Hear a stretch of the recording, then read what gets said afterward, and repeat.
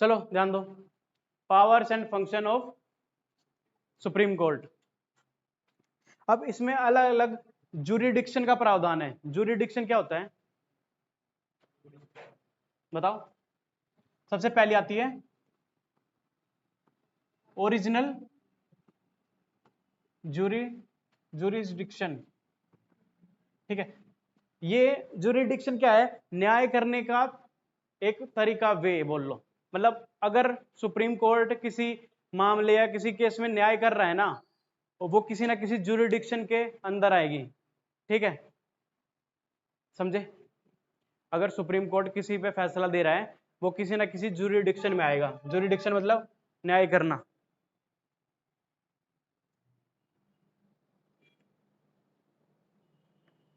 इसका article 131, supreme court का article कितना? 124। मोस्ट इंपोर्टेंट, बार बार आता है एग्जाम में। ओरिजिनल जूरिडिक्शन का आर्टिकल 131। ठीक है, अब ओरिजिनल जूरिडिक्शन में कौन कौन से केसेस आते हैं वो पता करना है हमें। ठीक है,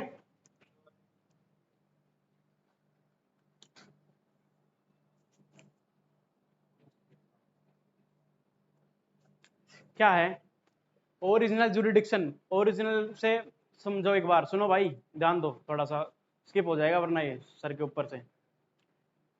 ओरिजिनल मतलब जो केसेस डायरेक्ट किसके पास जा रहे हैं? सुप्रीम कोर्ट के पास। डायरेक्ट का मतलब निचली कोर्ट्स, मतलब लोअर कोर्ट्स या सबऑर्डिनेट कोर्ट्स से वो स्टार्ट नहीं हुए। डायरेक्ट कोई केस अगर सुप्रीम कोर्ट के पास जा रहा है, डायरेक्ट अगर सुप्रीम कोर्ट किसी केस में इंटरप्ट कर रहा है, तो वो किसके अंतर्गत आएंगे? Original jurisdiction. इसमें क्या क्या चीज आती है? डिस्प्यूट्स। क्या? डिस्प्यूट्स बिटवीन किस किस में? डिस्प्यूट्स बिटवीन सेंटर और state, centre and states. Centre और स्टेट्स के समझ गए आप लोग? ठीक है, सेंटर में जैसे जिसकी गवर्नमेंट है और स्टेट में स्टेट गवर्नमेंट, अगर उनके बीच में कोई डिस्प्यूट चल रहा है, कौन देखेगा? Supreme court. किसके अंतर्गत? ओरिजिनल जुरिडिक्शन की तरह। ठीक है, डन। और क्या?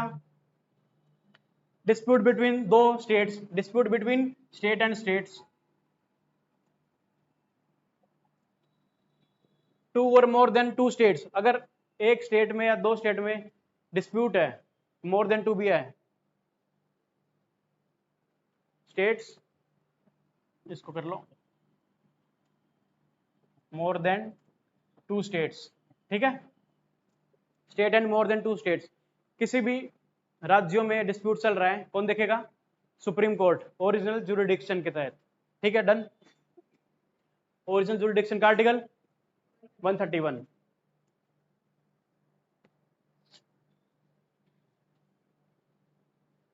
सेकंड, सेकंड बताओ।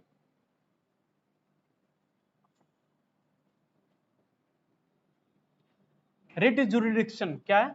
रिट,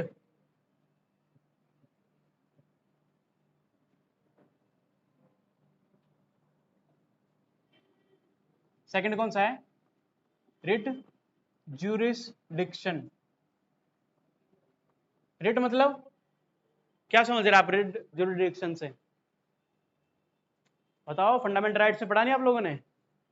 जब किसी के भी सिविलियन के, किसी सिटीजन ऑफ इंडिया, अगर उसके फंडामेंटल राइट्स वायलेट हो रहे हैं, हनन हो रहे हैं, तो डायरेक्ट कहां जा सकता है? Supreme court. किसके अंतर्गत? रिट जुरिडिक्शन के तहत। जो अगर सुप्रीम कोर्ट फैसला सुनाएगा ना, वो किसके अंदर आएगा? रिट के अंदर।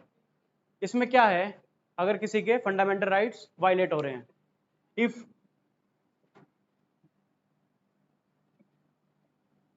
फंडामेंटल राइट्स, फंडामेंटल राइट्स तो पता है ना आप लोगों को, वैसे मैं पढ़ाऊंगा अब आगे चल के। ठीक है,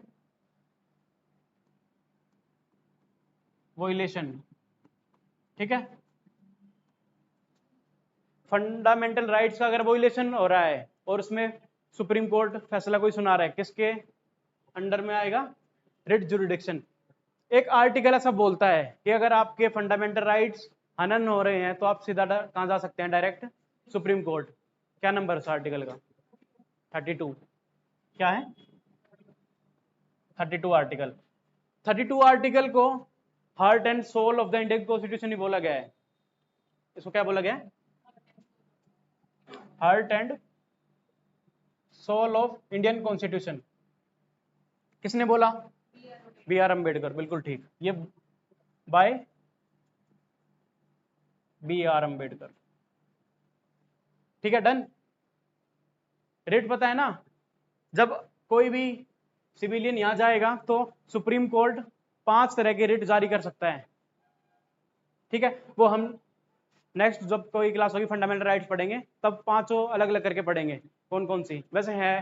प्रोहिबिशन, मंडामास, सेरिटोरी, क्यू वारंटो और हैबिस कॉर्पस। 5 तरह की रिट जारी कर सकता है सुप्रीम कोर्ट। ठीक है, कौन से आर्टिकल के तहत? 32।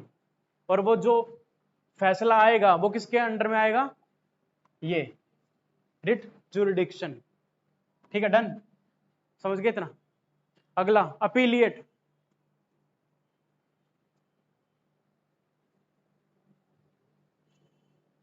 अपीलिएट जुरिडिक्शन से क्या समझ रहे हैं?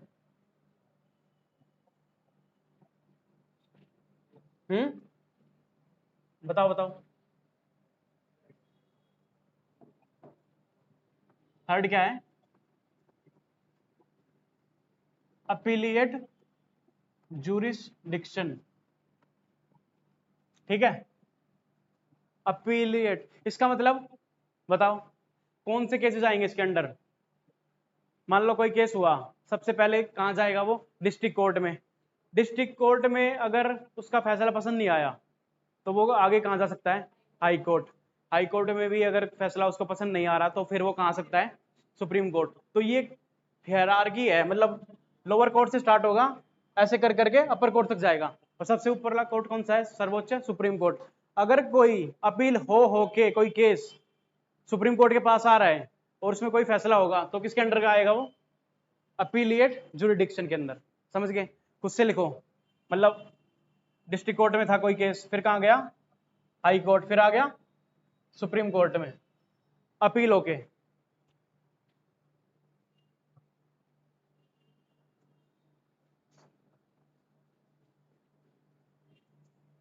इसमें सुप्रीम कोर्ट फैसला सुना सकता है किन किन में? क्रिमिनल मैटर्स में, सिविलियन मैटर्स में, सिविलियन मैटर्स में मतलब कुछ, अब क्रिमिनल तो वो कुछ अपराधी वाला केस, सिविलियन मतलब कोई प्रॉपर्टी से रिलेटेड सिविल कोई केस चल रहा है, और कॉन्स्टिट्यूशनल मैटर्स। ये तीनों अपीलिएट के अंदर आ जाएंगे। अगर वो फैसला सुना रहा है इन चीजों पे, कहां जाएंगे वो? Supreme Court. ठीक है, डन।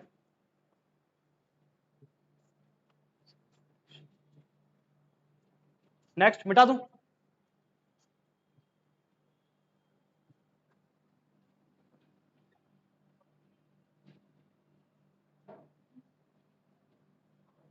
नेक्स्ट है भाई एडवाइजरी। नेक्स्ट क्या है?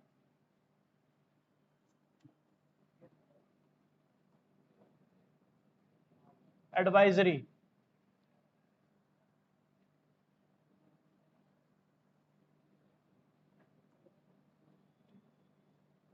Advisory jurisdiction. एडवाइजरी जुरिडिक्शन से क्या समझ रहे हैं आप लोग?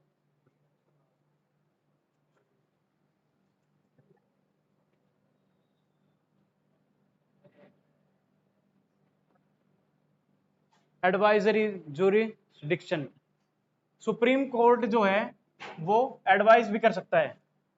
समझो, ये बहुत ही इंपॉर्टेंट पॉइंट है। ठीक है, सुप्रीम कोर्ट क्या कर रहा है? एडवाइस भी कर सकता है। किसको? प्रेसिडेंट को। एडवाइजरी जुरिडिक्शन में सुप्रीम कोर्ट किसको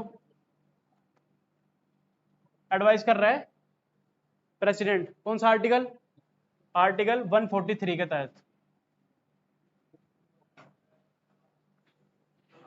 ये प्रेसिडेंट के भी पास एक पावर है, या फिर सुप्रीम कोर्ट की एडवाइजरी जुरिडिक्शन है मान लो, कि जो प्रेसिडेंट है वो सुप्रीम कोर्ट में किसी मामलों में एडवाइस भी ले सकता है। किसकी एडवाइस लेगा? हाँ, जज से नहीं, सुप्रीम कोर्ट से डायरेक्ट। हाँ, जज मतलब जो फैसला सुनाएगा, हाँ किसी से भी, ठीक है, किसी से भी। उसका आर्टिकल भाई एग्जाम में बार बार रिपीट है ये क्वेश्चन, उसका आर्टिकल पूछते हैं, क्या है? 143। अब एक और चीज यहां समझने की है, एग्जामिनर क्वेश्चन बनाता है कि जो ये एडवाइस सुप्रीम कोर्ट किसको करेगा? प्रेसिडेंट को कुछ एडवाइस कर रहा है, कौन? Supreme court. वो प्रेसिडेंट पे नॉट बाइंडिंग, क्या बोलो? नॉट बाइंडिंग का मतलब समझ रहे हैं? मतलब जरूरी नहीं है कि माने ही माने, उसकी मर्जी है, इस एडवाइस को मान भी सकता है और नहीं भी मान सकता। ठीक है, आर्टिकल कौन सा है ये? 143, या अगले क्लास में, ठीक है, याद होना चाहिए, पूछूंगा मैं।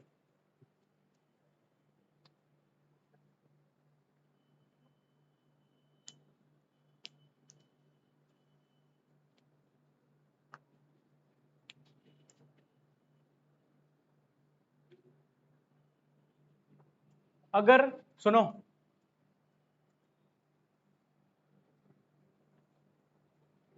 कुछ पब्लिक इंपोर्टेंस के लिए,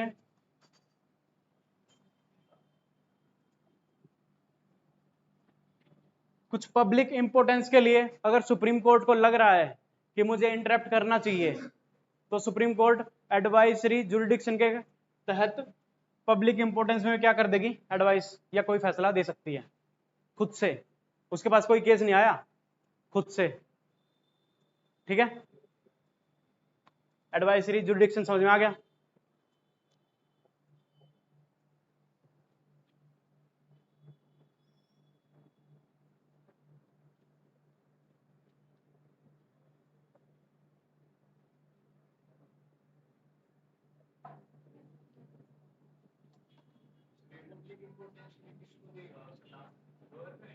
क्या गवर्नमेंट को दे सकता है? बिल्कुल ठीक, कि आपको पब्लिक इंपोर्टेंस में ये कार्य करने चाहिए, प्रेसिडेंट को दे सकता है। नेक्स्ट, ये फोर्थ था ना, फोर्थ है अपीलिएट के बाद एडवाइजरी था। ठीक है, नेक्स्ट लिखो। Next power of supreme court, court of records. क्या इससे क्या समझ रहे हैं आप लोग?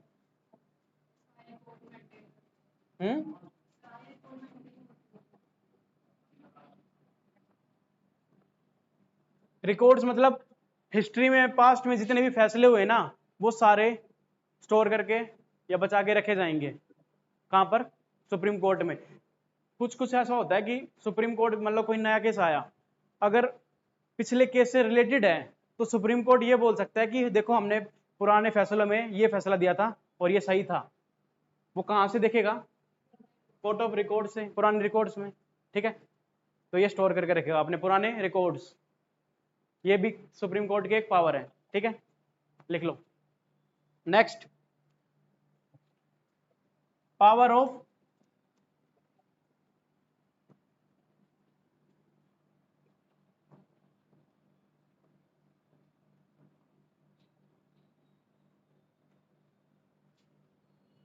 ये क्या समझ रहे हैं आप लोग? पावर ऑफ जुडिशियल रिव्यू, बताओ। नहीं, वो है रिवाइजरी जुरिडिक्शन, जो आप बोल रहे हो ना, वो पढ़ेंगे अभी। बहुत कंफ्यूजन रहती है जुडिशियल रिव्यू और रिवाइजरी जुरिडिक्शन में, आज वो क्लियर करते हैं। नहीं, ये है कोई चीज, सुन लो ध्यान से, सुनो भाई, समझ लो। कोई चीज कॉन्स्टिट्यूशनल है या नहीं, वो कौन डिसाइड करेगा? सुप्रीम कोर्ट कर रहा है, किसके अंतर्गत? Judicial review. कोई चीज क्या है? कॉन्स्टिट्यूशनल या फिर नॉन कॉन्स्टिट्यूशनल।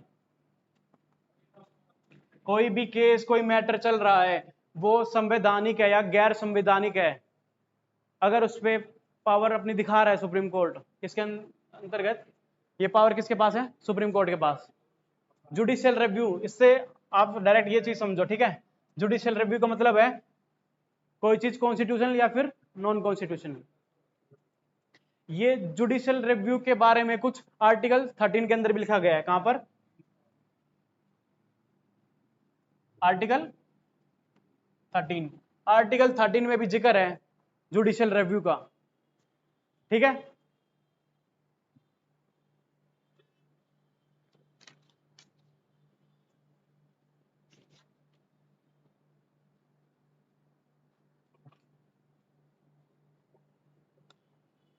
क्या बताया मैंने? जुडिशियल रिव्यू में क्या क्या आएगा? कोई चीज कॉन्स्टिट्यूशनल है या नहीं है, ठीक है। और क्या? जो सुप्रीम कोर्ट है वो क्या दिखाएगा? सुप्रीमेसी ऑफ किसकी? कॉन्स्टिट्यूशन। इसके तहत क्या दिखाएगा? सुप्रीमेसी ऑफ इंडियन क्या? कॉन्स्टिट्यूशन। कि सबसे सुप्रीम कौन है? सबसे सुप्रीम कौन है? Indian constitution. कौन बताएगा ये? Supreme Court time to time बताता रहता है कि सबसे सुप्रीम कौन है, सुप्रीमेसी ऑफ इंडियन कॉन्स्टिट्यूशन, ठीक है। और क्या करेगा ये? फंडामेंटल राइट का क्या करता है? प्रोटेक्शन। वो तो पता है, लिख लोगे तुम, पावर्स में आता है।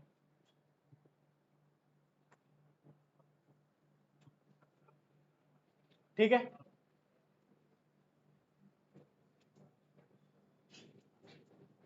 कितनी पावर्स लिख लिया आप लोगों ने? सुप्रीम कोर्ट की कितनी पावर्स लिख ली? 6? 7 लिख ली? 6? 8?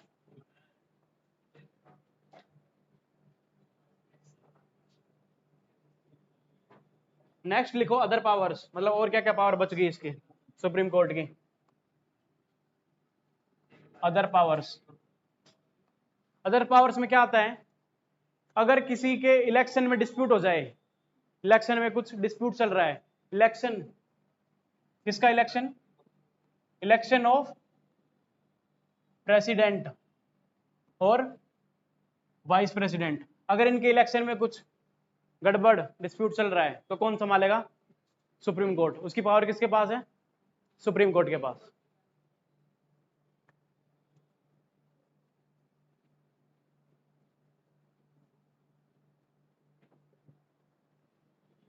ठीक है, डन। आगे सुप्रीम कोर्ट का जो डिसीजन आएगा ना, फाइनल है हर चीज में। और क्या है जो final decision?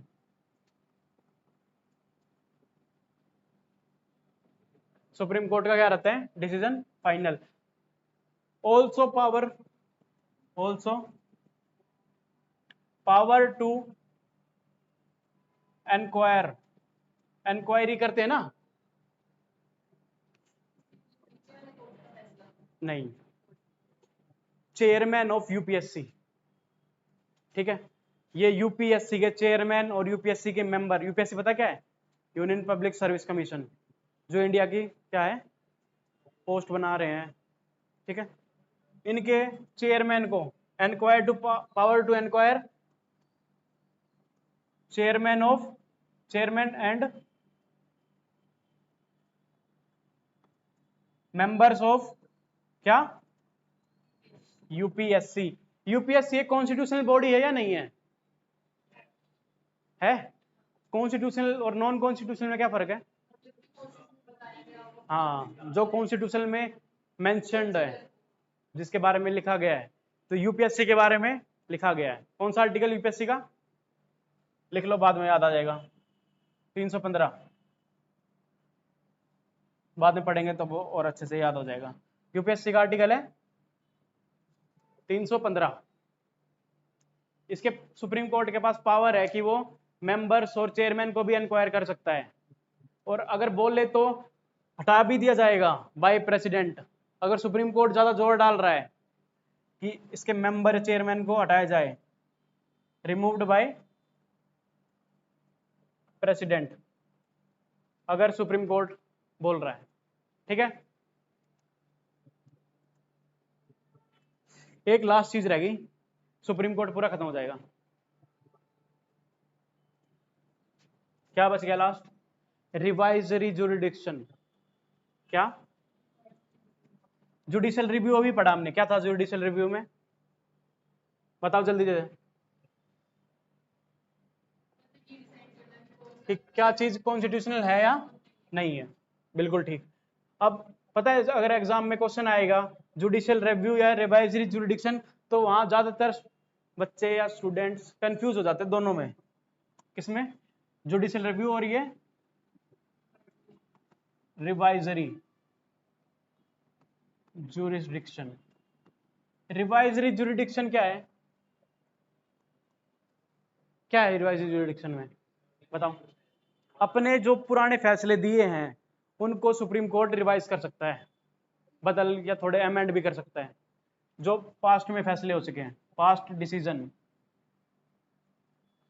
Can be revise by Supreme Court. ठीक है। रिवाइजरी जुरिडिक्शन में क्या आ रहा है? अपने पुराने फैसले को सुप्रीम कोर्ट क्या कर सकता है? रिवाइज कर सकता है।